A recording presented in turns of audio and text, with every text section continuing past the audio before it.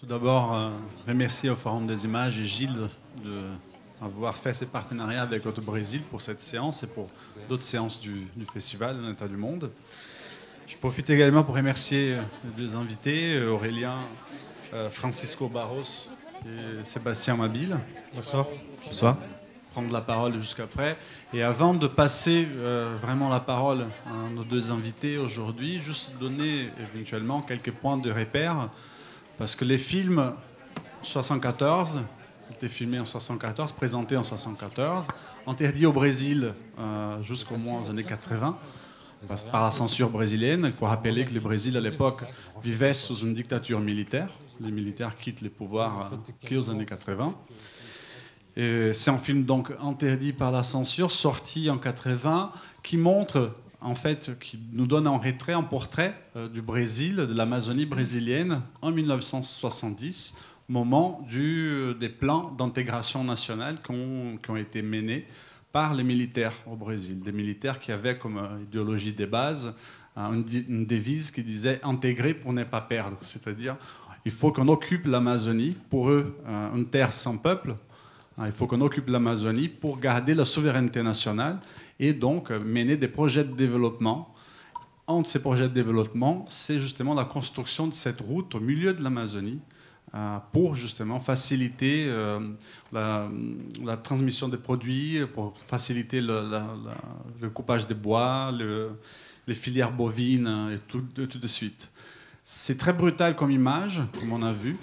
C'est un Brésil qui, comme tous les restes du pays, mais que là, on voit très clairement à quel point ces inégalités sociales nous frappent au visage, à quel point la condition des femmes, la condition des populations traditionnelles sont brutales dans un pays. Et malheureusement, c'est ça qui nous pousse aussi au débat ce soir, c'est que les parallèles avec la situation actuelle peuvent malheureusement se faire. On pensait en Brésil, entre guillemets, en voie de disparition, et ce n'était pas le cas aujourd'hui, en plein 2019. On voit par les images la question de la misérabilité de certaines populations au bord de la route. On voit par les images les feux de forêt. On voit par les images du travail esclave. On voit la situation des femmes et des populations traditionnelles dans cette route.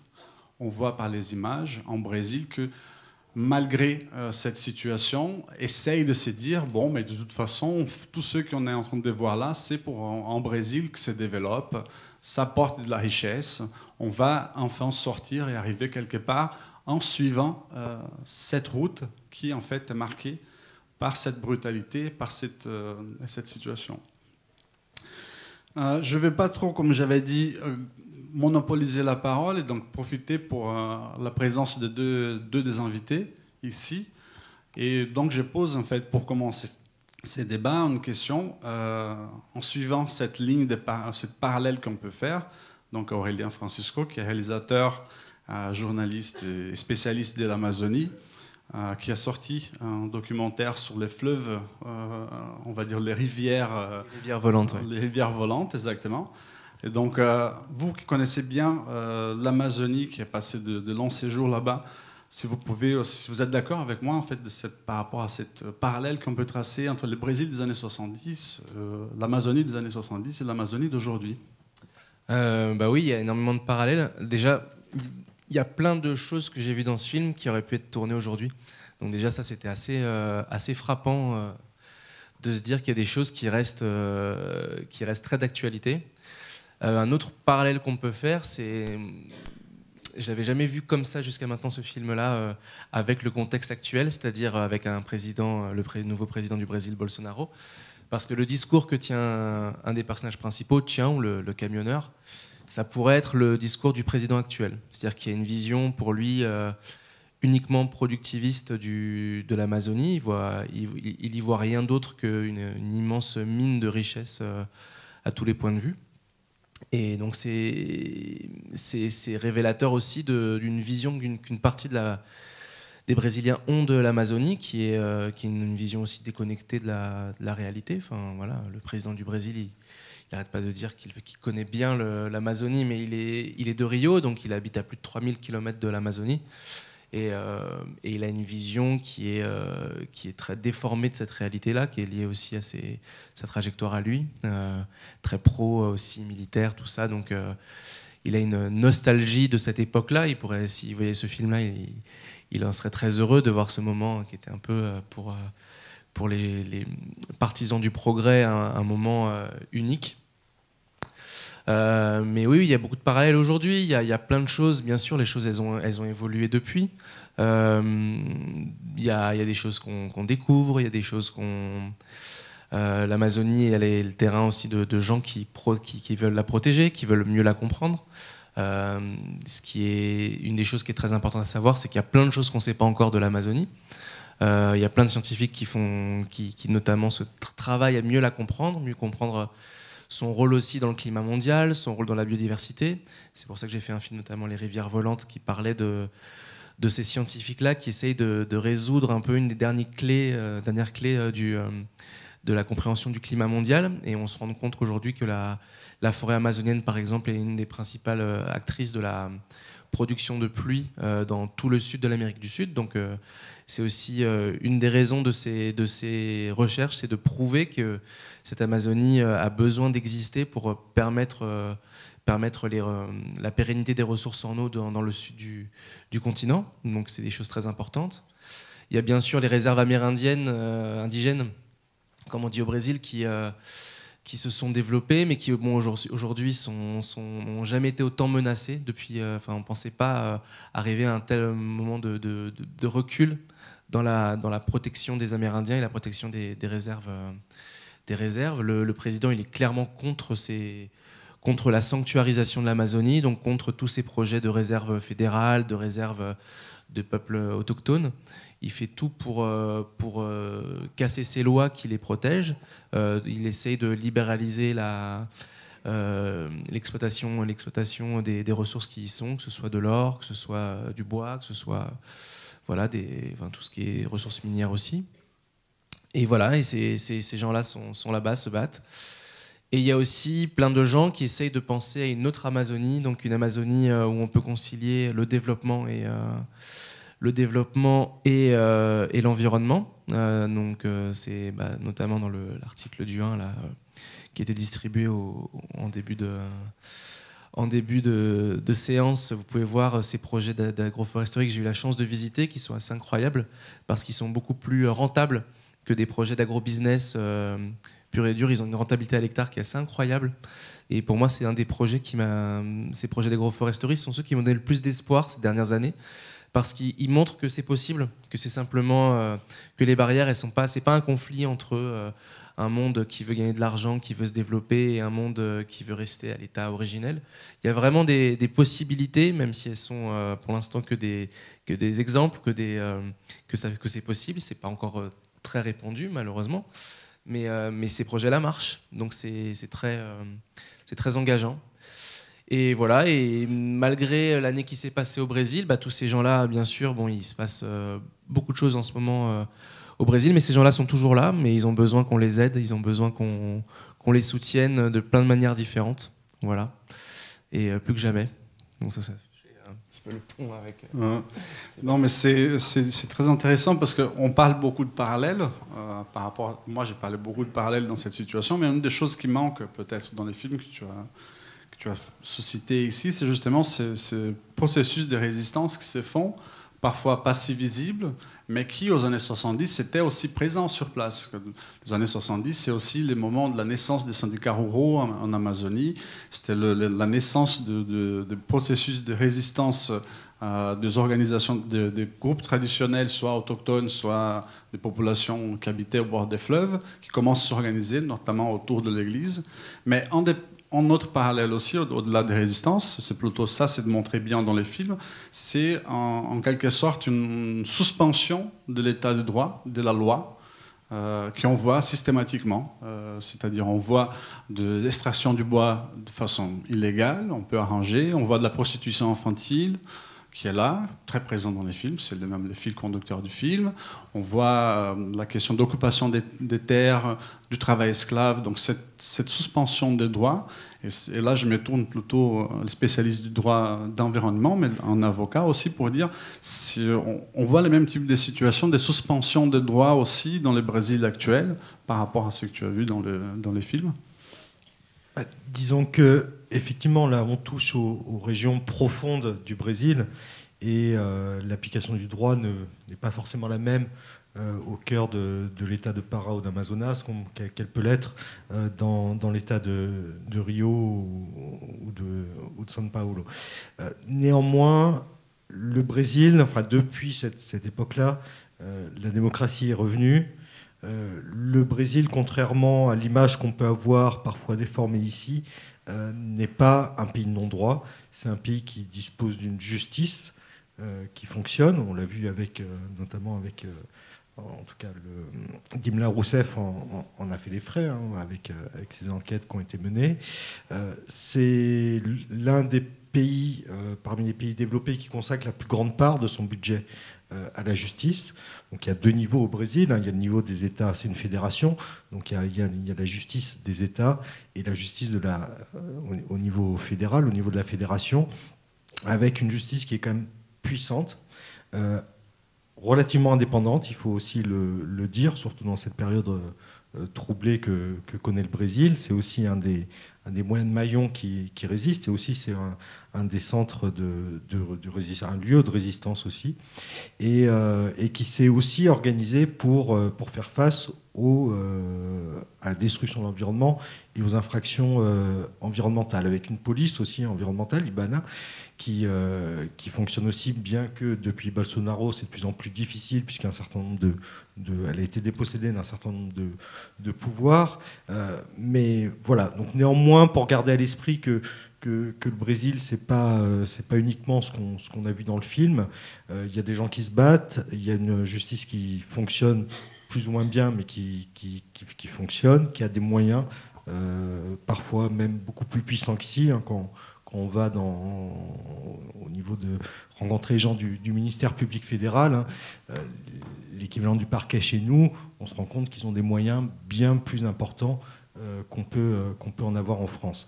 Alors effectivement, tout n'est pas parfait. Aujourd'hui, ils font face à une situation qui est extrêmement difficile. Il y a un territoire dont on a du mal ici, en tant que Français, à percevoir aussi l'immensité et la difficulté de le contrôler. Et je pense aussi que ça fait partie d'un des mythes fondateurs du Brésil. C'est aussi cette difficulté, avec un pays qui n'est pas si puissant que ça sur la scène internationale, de contrôler un État, un territoire aussi vaste, qui contient, on l'a dit, beaucoup de richesses, et qui vit un petit peu depuis sa création dans le fantasme que le monde entier, finalement, cherche à piller les richesses du Brésil, et spécialement de l'Amazonie. Et donc avec cette volonté de le protéger. Donc, question aussi qui exacerbe énormément le nationalisme brésilien.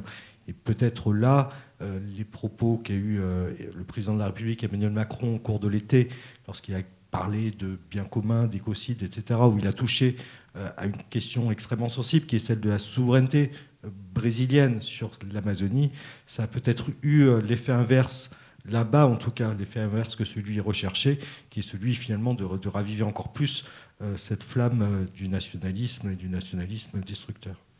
Mais en même temps, en suivant cette ligne d'argumentation, on voit très bien que la communauté internationale, les droits internationaux, a un rôle quand même à jouer dans un État qui, actuellement, par exemple, comment on va dire, essaye de ne pas suivre ses prérogatives d'exécutif et de mener des actions pour respecter à la fois les droits de population sur place, en Amazonie en l'occurrence, mais aussi la défense de l'environnement dans cette situation. Qu'est-ce que tu peux éventuellement nous dire là-dessus par rapport au droit international? Oui, parce qu'aujourd'hui, on se rend compte que, enfin, on sait aujourd'hui, la science nous le dit, qu'il y a un certain nombre d'écosystèmes qui relèvent, qui sont nécessaire et indispensable au fonctionnement global de la biosphère. C'est le cas de l'océan, mais c'est aussi le cas de ces grands bassins de forêts tropicaux que sont le bassin amazonien, le bassin du Congo en Afrique et la région de l'Asie du Sud-Est, qui sont tous les trois menacés à des degrés divers.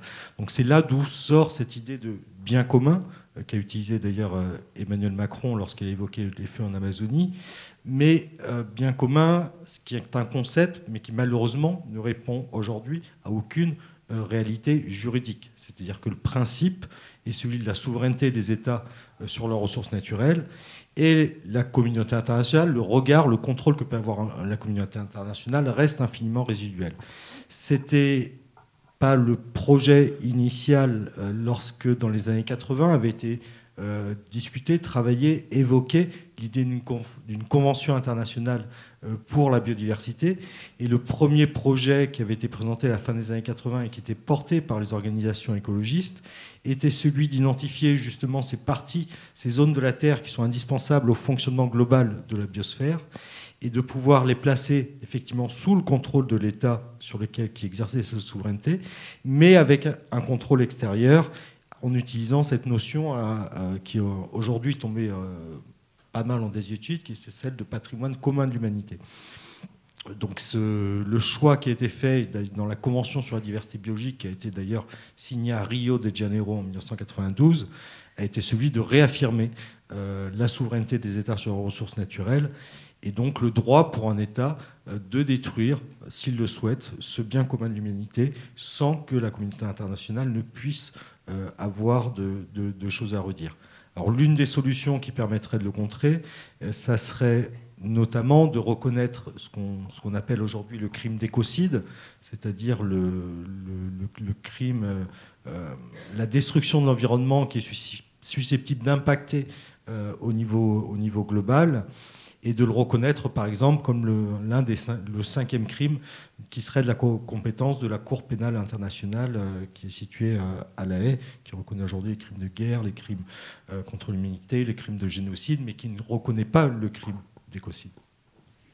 Bon, dès qu'on parle de crimes contre l'environnement, dès qu'on parle de biodiversité, on en parle d'Amazonie, souvent on a tendance d'aller un peu trop vite et oublier que l'Amazonie, au-delà de 14% de la biodiversité, en gros, de la planète, elle détient aussi une ethnodiversité assez incroyable, parce qu'on parle de 300 peuples qui habitent autochtones, sans compter les peuples traditionnels qui habitent au bord de rivières, sans compter aussi de groupements, de communautés d'esclaves marrons qui sont pas encore là. Donc on parle d'ethnodiversité, et sans eux, on a eu la chance la semaine dernière d'avoir une délégation de représentants de l'articulation des peuples autochtones du Brésil ici, à Paris, et les messages étaient clairs. Sont eux qui font la sauvegarde de cette Amazonie. Donc dans tes parcours en Amazonie, est-ce que tu arrives à voir cela de cette façon? Qu'est-ce que tu peux nous dire là-dessus par rapport à ces populations qui aujourd'hui y habitent? Moi, quand on parle justement, comme Sébastien parlait très justement du fait que le Brésil il est très attaché à sa forêt, c'est un peu cette peur qu'on veuille se l'accaparer. Donc les discours comme ceux qu'il y a eu au G7 cet été réveillent tous les nationalismes. Moi, je trouve que justement aider directement les peuples autochtones plutôt que d'entrer en conflit direct avec un État brésilien, mais leur donner les moyens de se battre, justement, eux qui sont sur le terrain et qui connaissent la forêt, oui, c'est quelque chose de très efficace. Ce qu'il faut savoir, c'est que l'Amazonie, donc depuis que le film a été tourné, elle a été déforestée à hauteur de près 20%. Donc voilà, c'est énorme. Il y a des territoires plus que d'autres, notamment le Pará, ce qu'on appelle l'arche de la déforestation, donc, qui est un arc qui longe l'Amazonie depuis le sud. Et les réserves amérindiennes, elles sont déboisées à moins de 90%. C'est-à-dire qu'il y a 90% encore, plus de 90% l'état originel. Donc ça montre que les peuples autochtones, les réserves amérindiennes, ils font vraiment leur travail de protection des forêts. Alors bien sûr, c'est un chiffre qui est pas vrai partout, mais c'est très vrai. Et ils se battent beaucoup, et aujourd'hui là, ils passent même à presque la violence, tout ça. Enfin, le ton monte. Il y a malheureusement un jeune gardien de la forêt, comme il s'appelle, qui vient d'être tué au début de ce mois, le 1er novembre. Paulo Paulino des Guajajara, donc qui sont une tribu amérindienne qui est très active dans la protection de la forêt, dans le Maranhão, dans le Pará, donc on va dire l'Amazonie occidentale. Et voilà, donc là, en tout cas, ces gens-là sont présents sur le terrain. Ils peuvent se battre, mais ils se battent avec les moyens qu'ils ont, donc qui sont des fois des moyens dérisoires, surtout quand leur travail est très souvent un travail de dénonciation. Donc on leur demande d'être là, d'être vigilant, d'être en rapport avec les autorités et pour prévenir qu'il y a un déboisement illégal. Mais ils n'ont pas, bien sûr, ils sont pas investis d'une autorité policière. Ils peuvent pas faire d'arrestation, ils peuvent pas tuer, enfin, ils peuvent pas, voilà. Donc ils n'ont pas de pouvoir coercitif comme ça. Donc quand il y a un État brésilien qui est pas là pour forcément les écouter, ou quand on a un président brésilien qui se dit du côté des orpailleurs, du côté des exploitants du bois, des exploitants du bœuf, notamment des éleveurs, tout ça. Et moi, ce qui me fait peur, c'est que tous ces gens-là qui travaillent durement pour dénoncer les crimes environnementaux ne soient pas entendus, tout simplement. Donc leur travail reste lettre morte face à nos autorités. Aurélien, avant de ouvrir un peu aux questions, juste une dernière petite question là-dessus, parce qu'Aurélien parlait justement de cette arche de déforestation, et on voit très bien, ce sont des zones de frontières agricoles, donc on a un processus assez schématique de 1 an avant, on coupe les arbres, on les laisse sécher, on met les feux, après on met les bœufs, et après on met le soja, et donc bœufs et soja éventuellement, soja notamment, qui va nourrir de bétail français. Donc on a ici une responsabilité européenne, même par rapport à cette question, au-delà des questions de droit international. Très clairement, et on fait preuve également d'une très grande hypocrisie par rapport à tout ce qui se passe là-bas, puisque historiquement, l'Europe et les États-Unis, après la Seconde Guerre mondiale, se sont séparés. L'Europe faisait les céréales et les États-Unis faisaient les protéines. Et petit à petit, donc c'était d'abord l'approvisionnement en protéines végétales de manière destinée à nourrir les animaux provenant des États-Unis.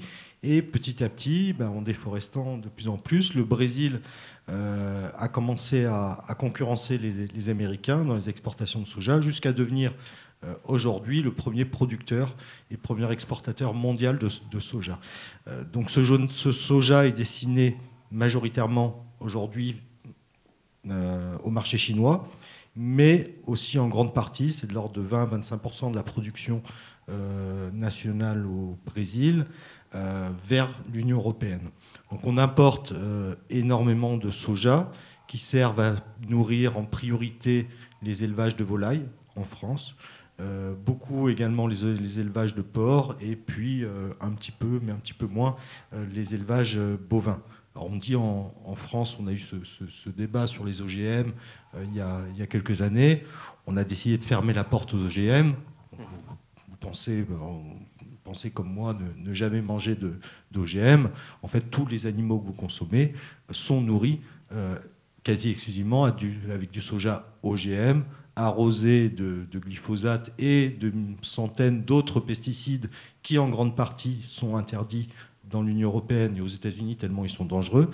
Donc il y a aussi cette question des agrotouristes toxiques au Brésil qui est importante, puisque c'est une pollution majeure qui se passe, une destruction totale de la biodiversité, puisque sur des surfaces qui sont considérables, avec une diversité écosystémique, spécifique, culturelle, on remplace par l'uniformité des champs de soja à perte de vue, soja OGM, arrosés de pesticides qui finissent indirectement dans nos assiettes, il faut le savoir. Et c'est aussi un petit peu de la viande, du poulet. L'Union européenne importe aussi beaucoup de poulet du Brésil. Et une responsabilité particulière des entreprises françaises, parce que certaines sont particulièrement exposées au risque d'acheter des produits qui contribuent directement à la déforestation et à la destruction des territoires autochtones. Je pense notamment, je vais juste citer 2 entreprises que tout le monde connaît. Le groupe Casino, qui est propriétaire des supermarchés qui s'appelle Pão de Açúcar au Brésil, c'est la plus grande chaîne de supermarchés brésiliens, donc possiblement qui est directement impacté. Également le groupe Carrefour, qui est aussi l'un des plus gros distributeurs au Brésil. Donc avec Casino Carrefour, les entreprises françaises concentrent l'essentiel du marché de la distribution alimentaire au Brésil et importent aussi énormément de produits. Je pense également aux banques qui financent aussi des traders de matières premières qui ont une responsabilité qui est immense cette fois-ci. Je pense notamment, pour les citer, Cargill, Bunge, Louis Dreyfus, ADM. Donc, ce sont des entreprises que vous ne connaissez pas, mais qui concentrent l'essentiel du marché mondial des matières premières. Et dans le cas du soja, c'est une entreprise comme Cargill. Elle va jouer le rôle de banque, c'est-à-dire elle va prêter aux fermiers pour que le fermier puisse acheter des machines, elle va leur vendre les pesticides, elle va leur vendre les graines pour qu'ils puissent planter, qu'ils puissent ensuite les arroser de pesticides. Elle va construire des immenses silos qui vont récolter les récoltes et elles vont ensuite regrouper ce soja et l'exporter depuis des ports qui leur appartiennent, notamment un grand port à Santarém, sur les bords de l'Amazone, d'où part le soja qui arrive ensuite en Europe à Saint-Nazaire. Donc tout ça, ce sont des circuits internationaux qui sont financés aussi par des établissements financiers, des grandes banques, y compris des banques françaises qui participent à tous ces circuits-là, et qui rentrent dans la chaîne d'approvisionnement d'un certain nombre de produits que vous consommez. Alors c'est beaucoup plus difficile qu'avec l'huile de palme, parce que l'huile de palme, vous regardez la composition, l'étiquette sur le produit, avec ou sans huile de palme ou huile végétale, bon, vous êtes en mesure de faire le choix. En revanche, le soja, ça rentre dans la composition de l'aliment que vous consommez, dans son alimentation, donc c'est beaucoup plus difficile mais je vous invite, quand vous allez au restaurant, dans un restaurant de viande, à demander est-ce que les animaux que je vais manger ont été nourris ou non avec du soja? Est-ce que la viande que je consomme participe ou non à la déforestation de l'Amazonie, à la destruction de ces peuples? C'est important, et c'est important de le faire savoir aussi. Bon, merci beaucoup. Je pense qu'on peut ouvrir. Donner un petit chiffre pour justement illustrer. C'est une étude qui date un petit peu, il faudrait voir le chiffre aujourd'hui. Mais pour donner une idée, le WWF avait fait une étude et par rapport à la déforestation importée, et il considérait que du fait de la consommation de viande française, chaque Français était responsable de 16,5 mètres carrés par an de déforestation. Voilà. C'est juste pour avoir une petite idée de ce que peut représenter notre consommation ici sur des écosystèmes là-bas en Amazonie. Ouais, c'est accablant quand même qu'on en pense. On ouvre un peu à des questions. Si quelqu'un dans la salle veut poser des questions, on va faire on va essayer de regrouper parce qu'on ne nous reste pas énormément de temps. S'il y a des gens dans la salle, sinon moi, Gilles. Oui. Je crois que c'est toi, Aurélien, qui nous a évoqué ce terme d'agroforestation. Agroforesterie, pardon. Est-ce que tu peux en donner une définition et voir à quel moment, donc, en ce qui concerne donc l'Amazonie, ont eu lieu les premières mises en place de ce dispositif, en quoi il a été évolutif, et ce qu'il apporte réellement en termes de réinterprétation de l'écosystème et de sa préservation? Alors l'agroforesterie, c'est un terme qui, pour définir agroforesterie, ce serait de dire que c'est une exploitation agricole qui se mélange avec une exploitation forestière, pour faire très large. Ça peut prendre plein de formes. Il y en a en France de l'agroforesterie. Ça peut être, et ça existe depuis des siècles. C'est les prés-vergers notamment en France, et donc notamment des pâturages qui sont aussi des lieux où on fait pousser des fruits. Il y a aussi l'agroforesterie récente, moderne, en France aussi, où là c'est vraiment des rangées d'arbres au milieu des champs de céréales. Et il y a ça aussi en Amazonie, mais ce qui est le plus intéressant, c'est l'agroforesterie qui sont plutôt des systèmes qui se rapprochent plus de la forêt que des champs. Et donc ceux que j'ai pu voir au Brésil notamment, c'est des c'est notamment des communautés de Japonais, parce ce qu'il faut savoir, c'est qu'il y a une énorme immigration japonaise au Brésil, et ils ont un peu révolutionné le maraîchage au Brésil. Et donc il y en a certains qui se sont retrouvés par hasard, vraiment par hasard, en Amazonie, dans l'état du Pará, et ils ont fait de la monoculture, et jusqu'au jour où ils ont eu de la monoculture de poivre, pour être exact, jusqu'au jour où ils ont eu une plaie qui a détruit totalement leur outil de production, et ils se sont dit mince, mais on n'a même pas d'argent pour pouvoir prendre un bus pour quitter la zone, donc il faut qu'on se réinvente. Et ils ont regardé ce que faisaient les communautés ribérines, donc les communautés qui habitent le long des fleuves, que ce soit les Amérindiens, que ce soit des personnes qui habitent là depuis longtemps. Et ils se sont rendus compte que les gens, ils avaient des forêts autour d'eux, mais en fait, c'était pas des forêts. C'était des forêts comestibles, des forêts productives. Et donc, l'agroforesterie au Brésil, en Amazonie, ça va se caractériser par une forêt. On a l'impression que c'est une forêt. Mais dans cette forêt-là, chaque plante quasiment est exploitable, utilisée, utilisable. Et chacune va aider l'autre. Donc, c'est vraiment imiter la forêt dans son fonctionnement. Voilà, que chaque plante va en aider une autre, et vous allez avoir plusieurs étages. Donc au sol, vous allez avoir du manioc, après vous allez avoir du poivre, après vous allez avoir du cacao, du cupuaçu, qui sont des arbres qui ont besoin d'ombre pour pouvoir pousser. Au-dessus, on aura de l'açaï. Au début du film, on voit plein de producteurs, de gens qui sont dans leur bateau en train de faire de l'açaï, donc qui est une baie ultra énergétique, énergisante, qu'on utilise beaucoup dans les compléments alimentaires, donc des choses qui sont à très forte valeur ajoutée. Et au-dessus, on va avoir les noyers d'Amazonie, donc les grands arbres les plus pérennes, les plus hauts de l'Amazonie, qui vont pouvoir donner des noix, donner des huiles. Donc il y a le noyer d'Amazonie, mais il y a aussi l'anjiroba, par exemple, qui est un autre type d'arbres qui ont beaucoup plus de valeur en étant sur pied que couchés par terre, que déboisés. Et donc voilà, ces projets-là d'agroforesterie, ils permettent d'envisager en fait un mode de culture qui imite la logique de la forêt amazonienne. Ils ont besoin aussi, pour exister, d'être entourés de havres de forêt, donc ils déforestent pas complètement autour d'eux. Il y a vraiment une partie forêt originelle.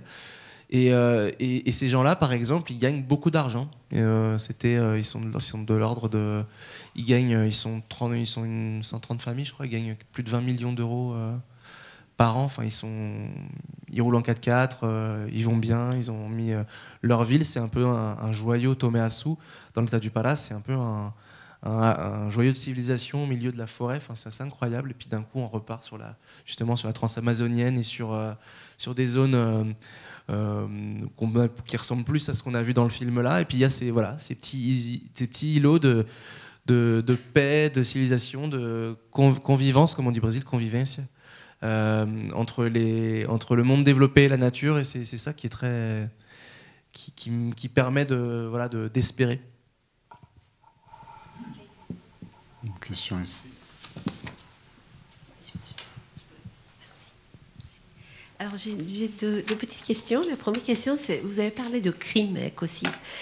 Quelles sont les démarches qu'on peut prendre en Europe? Parce que vous avez parlé à La Haye, par exemple. Quels sont les actes qu'on peut mettre en place par rapport à ce que vous avez évoqué? Deuxième question, c'est la vague des suicides qui a commencé chez les Indiens depuis 2008 au Brésil. Et je voulais demander en Amazonie, parmi les différentes communautés, comment ça se passe justement de la montée d'évangélistes et les suicides et la situation de système éducation dans cette zone. Alors sur l'écocide, je te laisserai répondre à la deuxième question. Il n'est pas exclu que la France, prochainement, peut-être pas cette année, mais en tout cas prochainement, soutienne une initiative visant à amender le statut de Rome, qui est le statut de la Cour pénale internationale. L'Assemblée générale des États membres à la Cour se tient tous les ans à La Haye, début décembre. Donc là, je pense que c'est un peu trop tard pour porter un amendement, mais ce n'est pas voie d'amendement. Ensuite, il faut avoir une majorité d'États. Il y a des propositions de loi qui ont été déposées au Parlement français pour reconnaître le crime d'écocide en droit interne, en droit français. Et puis je dirais, il y a aussi quelque chose d'encourageant. C'est le discours qu'a tenu le pape François à une assemblée de juristes, pas plus tard que la semaine dernière, dans lequel il a appelé à reconnaître le crime d'écocide. Et il a dit qu'il inscrirait dans le catéchisme de l'Église le crime contre la nature, le crime contre la maison commune, ce qu'il appelle la maison commune.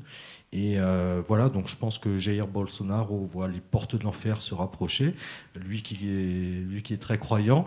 Ça peut-être, j'espère, le faire réagir, mais effectivement, et ça fait aussi la transition avec ce que vous disiez, il y a aussi une montée des évangélistes au Brésil par rapport à l'Église catholique. Mais le fait que le pape François quand même s'empare de ce sujet et appelle officiellement au sein de son Église à reconnaître ce crime contre la maison commune, ce crime d'écocide, et à pouvoir le sanctionner, je ne sais pas de quelle manière, justement le purgatoire, l'enfer, enfin tout ce qu'il veut. Moi, je veux bien envoyer Jair Bolsonaro dans les flammes, ça ne me dérange pas. Mais en tout cas, je trouve que c'est quelque chose d'encourageant, et voilà, en tout cas, c'est une lueur d'espoir dans ce monde un peu terrible.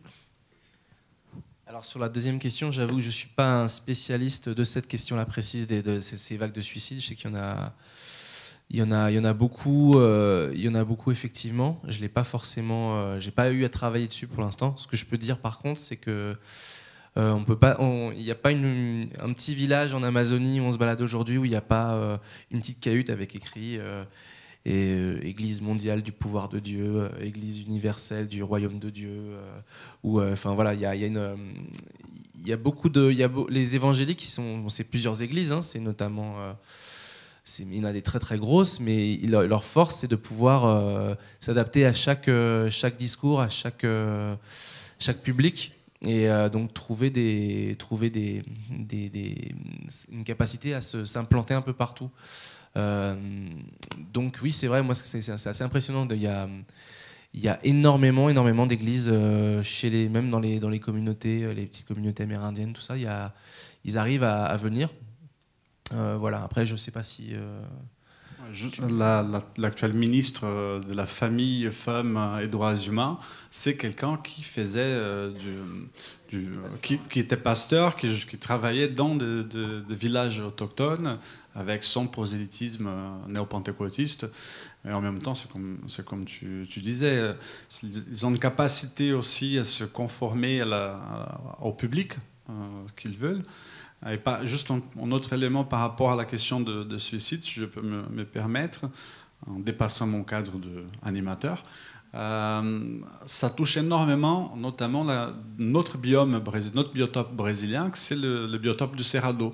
Parce que souvent, on parle beaucoup de feux en Amazonie, parce que bon, ça fait la une aussi, ça a fait la une pendant l'été, mais les Cerrado, c'est le sort des savanes brésiliennes, qui est dans le centre du pays, il a brûlé considérablement plus, et sont des arbres qui ne sont pas préparés à tenir ces feux à long terme, donc ils ont besoin du temps pour se récupérer. Et les populations autochtones dans la région de Cerrado sont celles qui subissent le plus grand nombre de violences directes, et c'est là où on trouve notamment des cas de suicide enfantin, des enfants de 6, 7, 8 ans qui se suicident, des adolescents de 10, 11, 12 ans qui se suicident, notamment chez les Guarani Kaiowá par exemple, qui est une population qui fait du Mato Grosso du Sud, des frontières avec les Paraguay, qui vit une situation épouvantable depuis déjà quelques années. Donc ce n'est pas un événement nouveau, mais c'est une situation épouvantable depuis quelques années. Et puis j'ajouterais, quand on parle de diversité biologique aussi, le Cerrado est une région encore plus riche que l'Amazonie. Donc on parle beaucoup de l'Amazonie.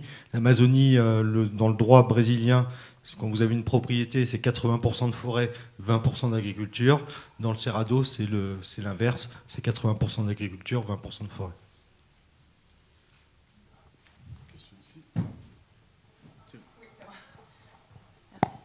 Oui, vous indiquiez tout à l'heure qu'il était sûrement plus efficace de soutenir les populations autochtones dans leur lutte, plutôt que de s'en prendre frontalement à un État par la voie diplomatique. Je voulais savoir concrètement quels étaient, comment les aider, à quels moyens vous faisiez référence. Il y a plusieurs projets. Alors après, on peut discuter après l'entretien. Ça, il il y a des, voilà, enfin, il y a des, il y a des fonds aussi. Il y a des fonds justement de projets d'agroforesterie, de reforestation, tout ça, d'acteurs assez efficaces et assez énervés sur le terrain qui ont besoin de fonds justement. Ce qu'il faut savoir là, c'est que par exemple, il y a dans les années Lula avait mis en place ce qu'on appelle le fonds Amazonie, qui était un fonds international qui permettait de financer notamment des projets de reforestation, de protection de l'Amazonie, qui était notamment soutenu par l'Allemagne et la Norvège. Et là, ça a été, avec l'arrivée du nouveau président et le manque d'assurance que ces fonds-là arrivent jusqu'aux mains de ceux qui protègent la forêt, l'Allemagne et la Norvège ont gelé leur financement. Donc ça, par exemple, permettre aider financièrement tous ces projets-là qui avaient pour but de protéger la forêt et qui d'un coup se sont retrouvés sans ressources, aider à les soutenir pour que justement les organisations ne se délitent pas, que tout le monde ne retourne pas dans son coin, parce qu'après, pour remobiliser les gens, c'est un gros problème. Ça, par exemple, c'est efficace. Il y a des ONG comme Rio Terra, par exemple, qui a besoin d'être soutenues. Il y a des ONG françaises qui les aident à maintenir les objectifs qu'ils avaient sur les 5 prochaines années. Il y a plein de choses. Il y a aider. Alors après, il y a plein d'ONG aussi qui travaillent sur ces projets-là. Il y a Survival, qui protège les communautés autochtones. Il y a énormément d'ONG qui travaillent sur ces questions-là. Il y a Greenpeace, tout ça. Enfin, tous ces gens-là qui ont des projets sur le terrain. On peut les aider très directement. Et puis après, il y a aussi les choix de consommation. Il y a les choix de... C'est toujours la même chose. Hein. On croit qu'on n'a pas, en tant que consommateur, on n'a pas de rôle, on n'a pas de poids, mais pour moi, cette idée-là est fausse. Elle est vraiment, elle est réelle. Elle est réelle et il faut s'en emparer. Je pense qu'on peut faire une dernière question.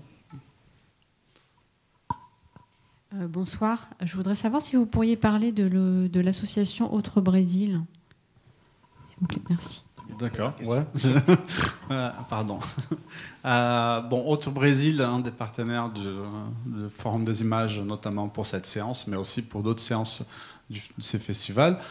C'est une association loi française, 1901, créée en 2003, comme c'était rappelé par Gilles au tout début, qui naît d'une idée de montrer Autre Brésil au pluriel, c'est-à-dire sortir des lieux communs, et utiliser des analyses faites par des médias alternatifs, par des spécialistes au Brésil, en traduisant du coup ces textes pour montrer en Brésil multiples, pluriels, ou au-delà de préjugés, au-delà de lieux communs. Le projet commence donc comme un site internet. Il évolue déjà en 2005 et on ajoute à l'association au Festival des films documentaires. On l'a fait en septembre. Au 7 Parnassien. Donc depuis 2005, on est en festival aussi en festival des films documentaires. Et depuis cette année, on est également en observatoire de la démocratie brésilienne.